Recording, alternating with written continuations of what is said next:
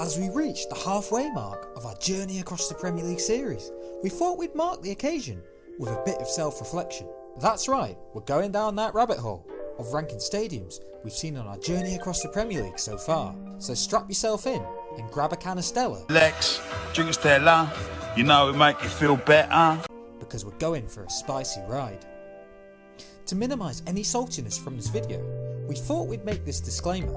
These rankings are just a bit of fun and are based off which football stadiums we found the most interesting to learn about as we were completing our journey, and has nothing to do with the atmospheres within the grounds during matches, as it wouldn't be fair to take into account without having the Etihad on the list. Sí.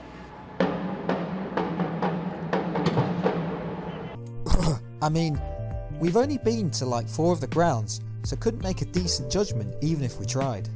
So we're starting with number 10, and this was a rather easy one, we must say. Sorry Leicester fans, but it's the King Power Stadium.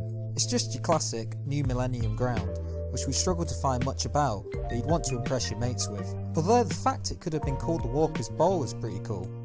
If there are any Leicester fans who actually watch this, we're more than happy to be proved wrong on our thoughts, so comment below.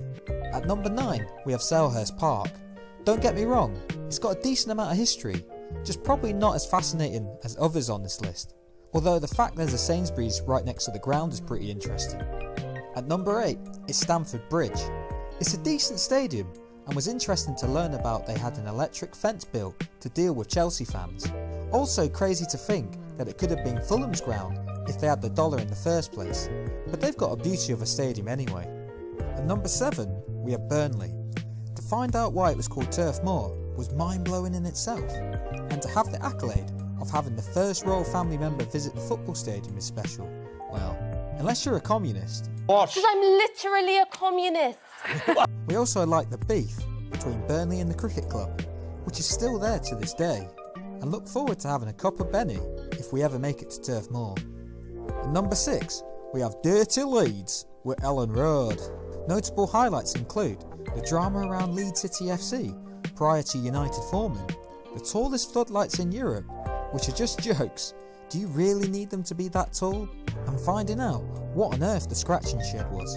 Also, having the biggest cantilevered stand at the time it was built is pretty outstanding.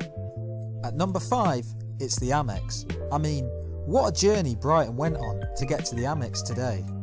Absolute journeyman, but it was worth the wait as they've got a decent looking stadium. We also appreciated the design that went into the stadium, such as the design of the roof to complement the surrounding landscape, and it certainly opened our eyes when we look at the Amex. At number 4 we have the Brentford Community Stadium. Looks wise, it's not really much to shout about, but from a design point of view, there was a lot to talk about. In particular, the way they managed to fit the stadium into the site they had, despite being boxed in by railway lines on all sides. Also, the way they managed to design the seating is pretty cool. It's certainly the quirkiest stadium we've come across so far and makes our 4th spot. Moving into our top 3, and this might be the highest we see Arsenal in a table for a while. But yes, it's the Emirates Stadium. The fact Arsenal tried to buy the old Wembley Stadium was hilarious, but to be honest, it was a real shame they got rid of Highbury, as it was a beautiful looking stadium.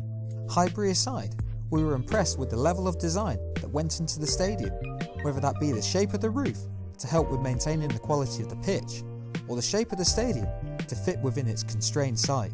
So at least when you're paying 20 quid for your pie and pint, you know you're sitting in seats that were designed to minimise vandalism. So there are some silver linings, just a shame the football is pretty trash at the moment. Wait, it's actually hilarious.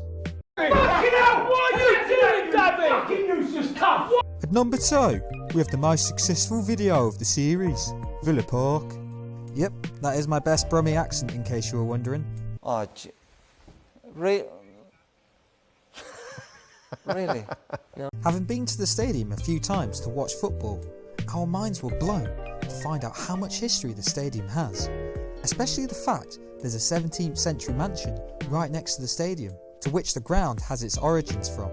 Also, its Trinity Road end was something of beauty, and would have loved to have been around to watch a game in the stand, but it's good to see they have modelled the existing Holt end on it, and we'd love to go to the Holt pub, although we're informed that it's only for Aston Villa members, so we'll have to sneak in somehow for a pint.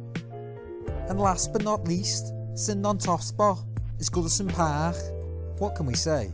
This stadium oozes history and has been a pioneer in stadium development from the very start, with it being the world's first purpose-built football stadium. We also love how there's still some visible relics from old times, such as the Leach trusses. I appreciate it can be an absolute garbage stadium to watch football in for some folk, but it does seem a real shame that its days are numbered as Everton look to move into a more modern stadium. So all I can say is savour it while it's still here and get yourself down whilst you still can. This was the no-brainer. This was the banker. This was the one that couldn't fail. This was one that's never failed. Thanks for watching. If you enjoyed this video, please leave a like and subscribe, and join us as we carry on our journey across the Premier League.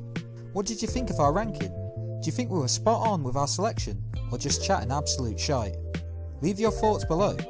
Also, if you haven't watched our journey across the Premier League, what are you waiting for? The link is in the description below. This has been a civil conversation, and I will see you in the next video.